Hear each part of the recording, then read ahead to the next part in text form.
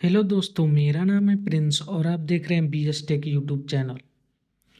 तो अभी तक हमने क्या क्या पढ़ा है। नेटवर्क फंडामेंटल में नेटवर्किंग डिवाइस के बाद केबल्स के बारे में हम लोगों ने पढ़ा था। आज हम देखेंगे केबल्स और कनेक्टर के बारे में देखेंगे। हमने देखा था कि लेन बनाने के लिए कैट 6 केबल की ज़रूरत होती है, मगर ये जो केबल देख रहे हैं ये डायरेक्ट थोड़ी ना जुड़ जाती है पीसी से। इसे जोड़ने के लिए किसी न किसी कनेक्टर का यूज़ तो किया जाता होगा। तो इस जिस कनेक्टर का यूज किया जाता है उसे RJ45 कनेक्टर बोलते हैं। ये इस प्रकार दिखाई देता है और इसमें इसमें भी 8 पिन होता है। उसमें 8 वायर है तो इसमें 8 पिन होता है। इन वायर को छील के इस कनेक्टर में डाल के क्रिम्पिंग टूल से पंच किया जाता है। उसके बाद इसे नेटवर्किंग डिवाइस या पीसी राउटर स्विचेस में यूज किए जाते हैं। हमारे जितने भी नेटवर्किंग डिवाइस होते हैं उसमें फीमेल RJ45 कनेक्टर लगा हुआ होता है। जैसे यहाँ आप देख सकते हैं ये है फीमेल RJ45 कनेक्टर। अब यहाँ सवाल पूछा जा सकता है कि कनेक्टर का यूज क्यों किया जाता है। हम लोग कनेक्टर का यूज डिवाइस से डिवाइस वायर नहीं जोड़ सकते। अगर ऐसा होता तो कोई ना कोई वायर पकड़ के खींच देगा तो निकल जाएगा। या तो हम लोग जब केबल कनेक्ट करेंगे तो हमारा डाटा का जो ओरिजिनल फॉर्म सिग्नल होता है वहाँ सिग्नल भी लॉक होने के चांसेस होते हैं। और जो कनेक्टर होता है ये पूरे अच्छे से बैठ जाता है। जो फीमेल कनेक्टर होता है इसको खिंचाव दबाव पड़ने से आसानी से निकलता नहीं है, इसलिए हम लोग कनेक्टर का यूज करते हैं। ये जो आप कनेक्टर देख रहे हैं ये कॉमनली हर जगह इस कनेक्टर का यूज किया जाता है। जितने भी आप नेटवर्किंग डिवाइस देखेंगे ये कनेक्टर सब में ये कनेक्टर लगा हुआ होता है। और इन आठों वायर को इन आठों वायर को इस कनेक्टर में डाल के और ये ऐसा दिखता है हमारा क्रिम्पिंग टूल, इसे बोलते हैं क्रिम्पिंग टूल। क्रिम्पिंग टूल में कनेक्टर को डाल के और आठों वायर को पंच किया जाता है। और पंच करने के बाद अगर हम आपको 1 मीटर वायर दे दिया और दोनों साइड आपने कनेक्टर लगा दिया तो उसे हम लोग पैच केबल बोलते हैं। जो आप यहाँ देख सकते हैं एक साइड ये कनेक्टर लगा है RJ45 और दूसरे साइड RJ45 कनेक्टर लगा है। तो इसमें इसे हम लोग पैच केबल बोलते हैं। तो सवाल उठता है कि पैच केबल कैसे चेक करेंगे कि हम लोग हमारा ये जो पैच केबल बनाया है हमने ये सही वर्क करेगा कि नहीं करेगा। इसके लिए एक डिवाइस आती है जिसको हम लोग लैन कनेक्टर बोलते हैं। लैन कनेक्टर में टोटल 8 LED बल्ब होती हैं।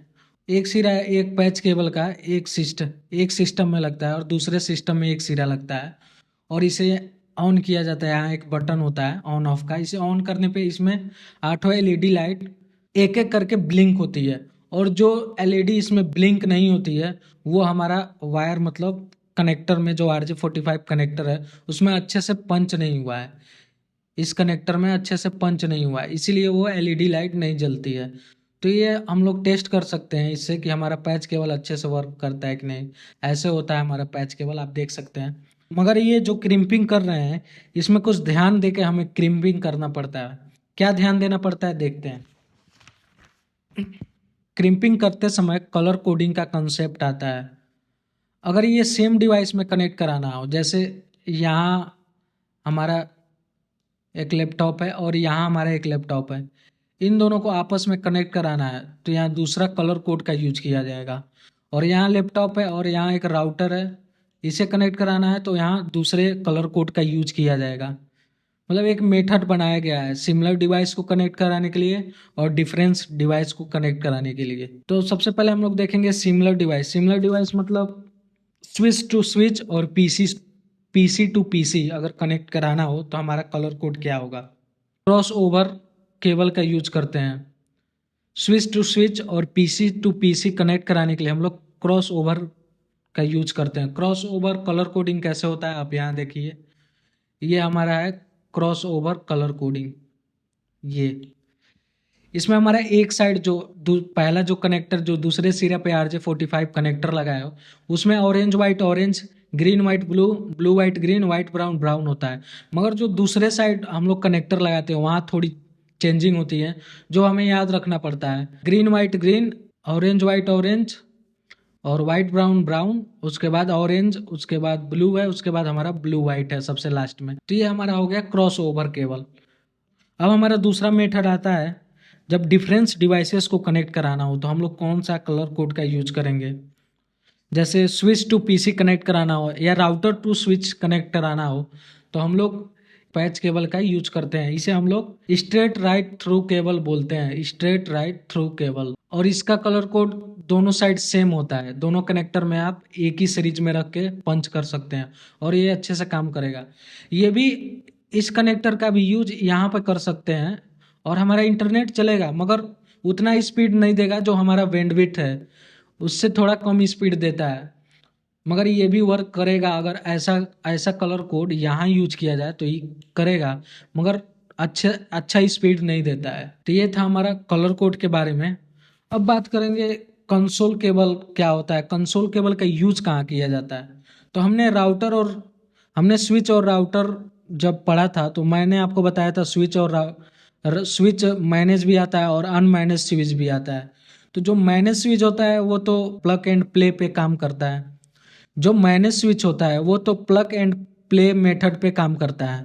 मगर जो मैनेज स्विच होता है उसे कॉन्फ़िगर किया जाता है लैपटॉप की मदद से, क्योंकि जो राउटर और स्विच है इसमें स्क्रीन तो इनका होता नहीं है कि हम लोग उसे कॉन्फ़िगर कर सके। तो इनको एक्सेस करने के लिए हमें कंसोल केबल की ज़रूरत पड़ती है अपने लैपटॉप या पीसी में। तो कंसोल केबल कैसा होता है आप यहाँ देख सकते हैं, एक स्विच है और स्विच से ये RJ45 कनेक्ट है और यहाँ से आके एक ये कनेक्टर है जिसे हम लोग DB9 कनेक्टर बोलते हैं। इसमें 9 पिन होता है। तो अगर आपके लैपटॉप में 9 पिन कनेक्टर है तो आप लगा सकते हैं। अगर नहीं है, अगर DB9 कनेक्टर नहीं है तो DB9 टू USB एक कनेक्टर आता है जो आप यहाँ देख सकते हैं। ये DB9 टू USB है। तो आप इस कनेक्टर को यहाँ कनेक्ट करके और इसे आप पीसी में अपने लैपटॉप या पीसी में लगा के एक्सेस कर सकते हैं।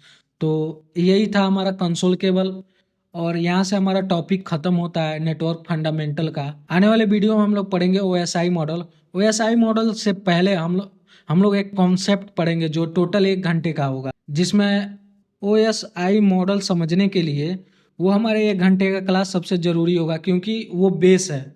उसी एग्जाम्पल के मदद से हम लोग पूरा OSI मॉडल पढ़ लेंगे और आपको पता भी नहीं चलेगा कि हमारा OSI मॉडल कंप्लीट हो गया। तो इंतज़ार करिए नेक्स्ट वीडियो का। और आपको अगर ये वीडियो पसंद आया तो लाइक करें, शेयर करें और कमेंट करें। Thank you.